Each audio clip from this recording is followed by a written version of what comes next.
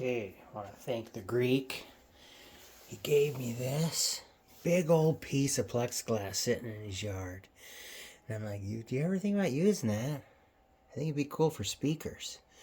So through hours worth of sawing and snow and sinus infections, I'm sure, I got to this monolith. And this is what it looks like, rough. So I need to make 2 of them. This is the next cut. I'm going to use this one as the form, knowing that this is almost the final. I mean, it's got some deep cuts in it I need to level out. Any digs have to be everything to the spot of the lowest dig. But that's what it looks like. And then I could drill probably 90% of the holes, but some I may have to go to the machinist down the street and have him put a hole in this about 2 inches all the way down almost to the bottom, right? And then widen it out here with like a wide drill bit chamfer so it opens, kind of blooms. And then I'll put a dust cover on it, a Bubinga dust cover that has been smoothed out to accommodate the hole that I cut. And then I'll do my own straight drills, square cuts. This one will be a ribbon tweeter. And the only thing comes out the back of a ribbon tweeter is the wires. And I'll probably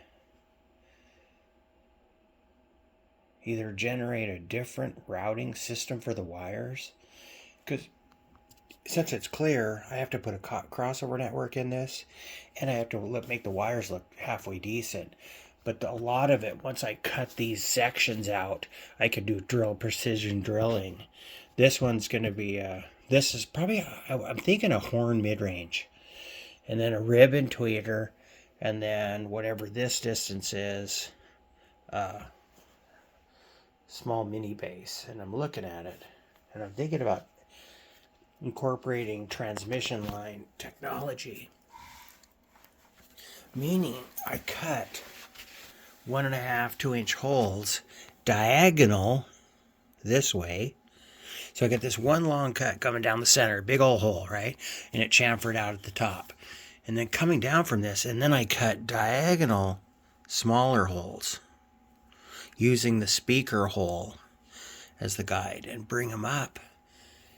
So what I'm looking to do is somehow make a rounded snake. And then, so when a big old bass note hits with the low hertz, it pushes a sound wave this way, which continues in the same speed and frequency all the way out through the transmission line. And when they come and they on top of each other, you dampen it up a bit, using some kind of material to get a dampener in there. I'd probably have to do it white, but a dampener in there, so when it gets in there, the wave gets caught and faster waves bump into the slower waves, pushing the slower wave faster. And the outward force of a bass going out this way also has a suction force inside the transmission line I'm cutting. So the longer I can stall the sound inside this cube, the more it changes. So that's my transmission line. Then on the back, I'm going to have a crossover network section cut out.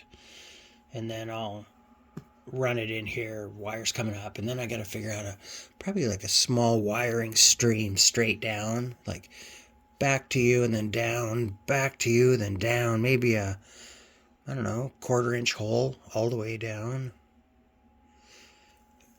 Perfect. That's kind of the explanation of the process I'm going to go through. It's clear speakers. Go.